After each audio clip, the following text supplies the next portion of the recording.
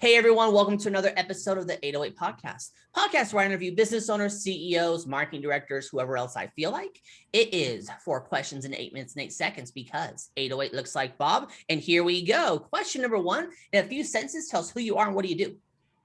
Sure thing. My name is Perchikov. I run a business development as a service agency. We help consultancies, agencies, software companies generate opportunities via LinkedIn and email. We help them with their messaging, positioning, and for the most part, we do this completely as a done-for-you service, putting opportunities on their calendar. Love it, Stephen. Question number 2, what advice would you like to share? Go. Sure.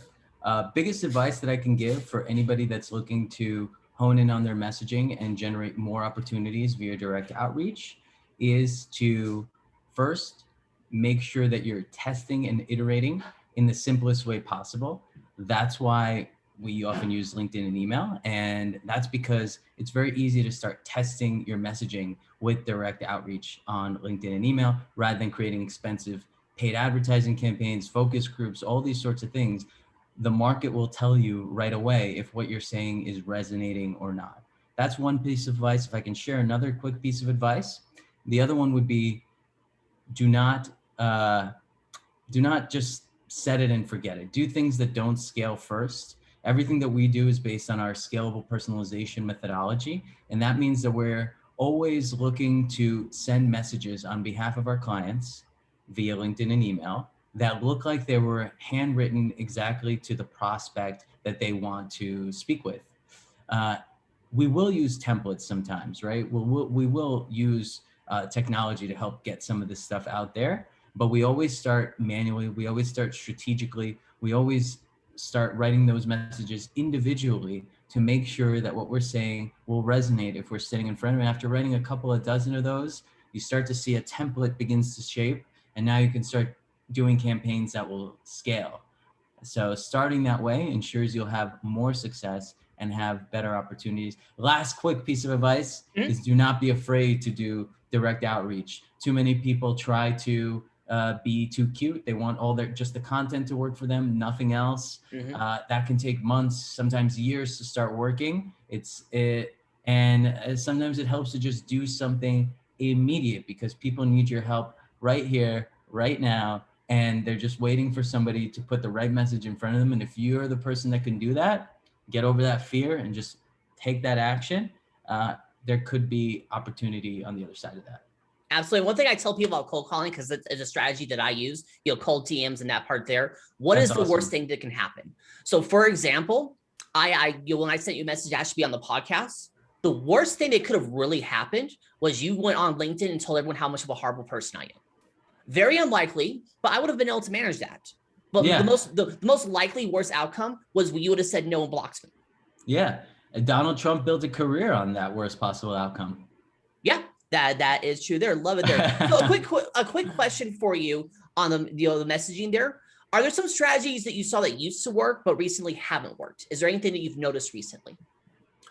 That's a great question. Well, I would say that any channel, when you just start with any channel, if that channel is relatively new, strategies there are relatively new, you don't have to be too cunning to make things work. So when I first started this business 3 or 4 years ago and focused primarily on LinkedIn, you can just send messages and everyone would respond.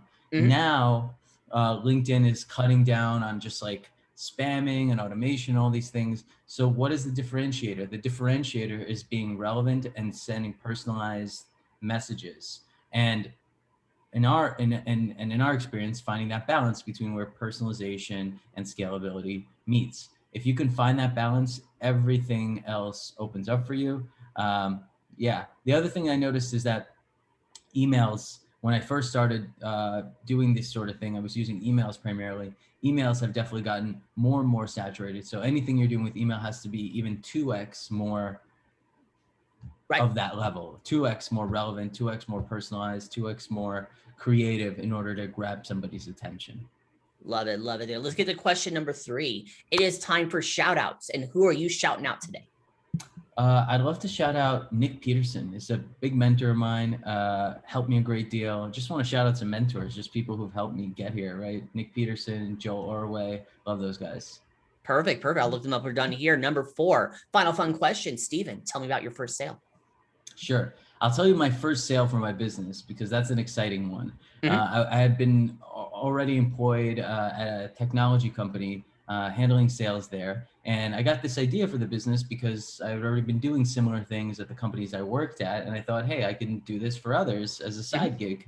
So I made a little email that I sent out just explaining what our service is, what our process is. I sent it to 10 people in my network. 2 right away raised their hand and said that they're interested. One of those people, I remember being in the meeting room of our office, presenting him, pitching him, getting him over the threshold, my very first client, sweating, hoping somebody else doesn't come in and catch me. And ultimately they said yes, they wanted to work together. And I remember walking on the other side of that threshold, feeling like I'm entering a new world, right? I've just become an entrepreneur.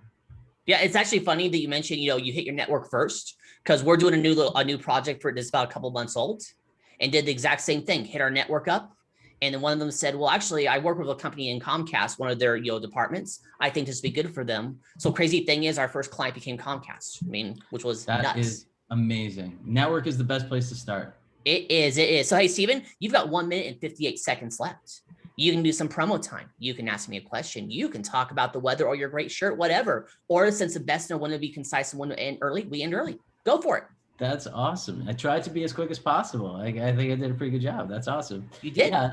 I mean, I like my shirt. It's all good. I'd like to talk maybe more about your hat, but even more so, I'd like to just learn more about you and your business, and just kind of get a better sense of, what would be helpful to you and what you're looking for and the kind of offers that you're working on and developing. Well, one of the things is I do that's very different than other people on the podcast is I actually don't talk about what I do as much, because the goal is I want this to be a video about you. I mean, granted, when we go off board, I'll tell you everything you want to know, but I kind of keep what I do on the podcast a little quiet, if that makes sense there, because this is all about you, not about me.